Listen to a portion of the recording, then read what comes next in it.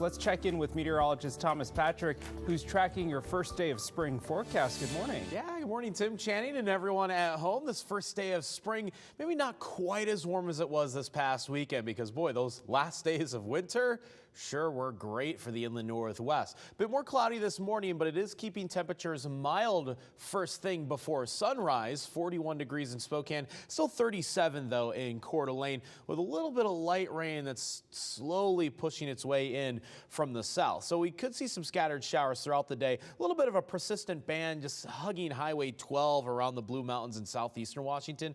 A little bit over the Palouse as well, hugging Highway 95 from Moscow up towards Tico and perhaps Plummer, and just inching closer towards Spokane and Coeur d'Alene. So we could see some scattered showers as early as 10 a.m., maybe even 9 a.m., but it will be scattered or on and off throughout the day. Current temperatures at the moment mostly in the low 40s.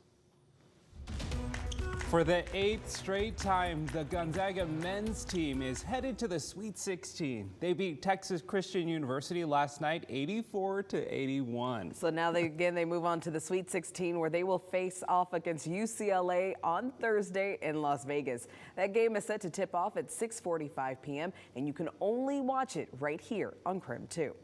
Now, the first half of the game, Gonzaga trailed behind Texas Christian University. And that's something Zag fans are used to. But as Nicole Hernandez explains, most were still confident they would be able to pull it together.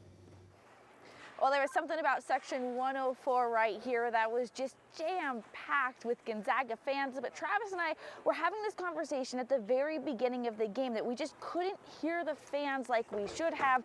There just was this lack of energy. And then, of course, we saw not as much energy as we wanted to see from the players in that first half. But going into the second half, trailing is what the players and the fans are very used to with Gonzaga. So most of the fans I talked to were very confident that the Zags would pull out this win. Oh, I'm definitely confident, like 100% sure that they're going to win. So definitely it's going to be nervous for the second half, but we got this. I think we could pull it out if we play how we usually play. Everybody comes at us with their best game, but we weather the storm and we always come out ahead. And boy, did the second half look different than the first. We saw so much more energy in the players and in the fans. By the end, most of the crowd was on their feet, and every three the Zags hit, you heard the fans in the stadium yelling louder each time. In the end, everyone just thrilled about the win. I feel amazing. The Zags are going to the Sweet 16 once again. I've gone to the national championship. They haven't won, but they're going to get it this year. I'm very excited. I'm glad to see them in the Sweet 16 again. Mainly, I'm happy to see Rasir Bolton and Drew Timmy play good today. What a weekend it was for the Zags and their fans. I actually met quite a few fans that already had their flights to Vegas booked before this game even started. So the confidence in their Zags to make it to the Sweet 16 was very high. But it's official now, so I guess we'll see them in Vegas. In Denver, Nicole Hernandez, KREM 2 News.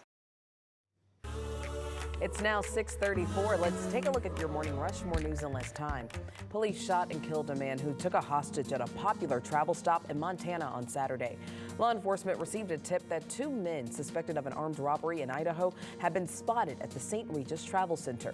One person was arrested, but the Mineral County Sheriff's Office says the other suspect took and later shot a hostage. That's when law enforcement shot and killed the suspect. The injured hostage was taken to the hospital. A man will spend the next 5 years in jail for a drive-by shooting in Spokane's Perry district. 39-year-old Jimmy Blackburn pleaded guilty to charges stemming from that December shooting that injured one person. A woman who was in the car with Blackburn is expected to appear in court next month. A man accused of murdering his girlfriend last summer is now back in Spokane. Documents show Corbin Hood called 911 to report his girlfriend's death, but lied about his name and then fled to Florida. Hood was arrested a few months later for unrelated crimes in Florida and extradited back to Washington. He's now charged with second-degree murder and held on a $1 million bond. And this morning, a Washington state trooper is in stable condition after fainting while on patrol in Spokane Valley. According to WSP, the trooper was on duty near East Trent and North Evergreen when he lost consciousness due to a medical issue.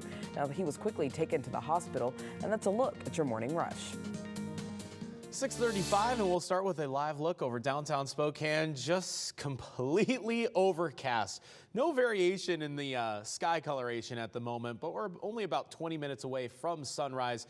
Bit of a cloudy and dreary morning with scattered shower chances going to be likely throughout the day. Just not yet in Spokane, but because of those chances, can at least put the rain icons on there all day long. So those showers will be on and off. Most of the time they'll be pretty light, and that's what we're seeing right now as well. Any light rainfall is starting to push through portions of the Palouse, kind of hugging Highway 95 in North Idaho at the moment. After seeing a bit of light rain over Moscow, and it's just inching closer towards the southern portions of Kootenai County. So scattered showers at most today, but because of that cloud cover, it will be a little bit cooler than yesterday. Highs only up to about 50 degrees, if not just in the upper 40s today.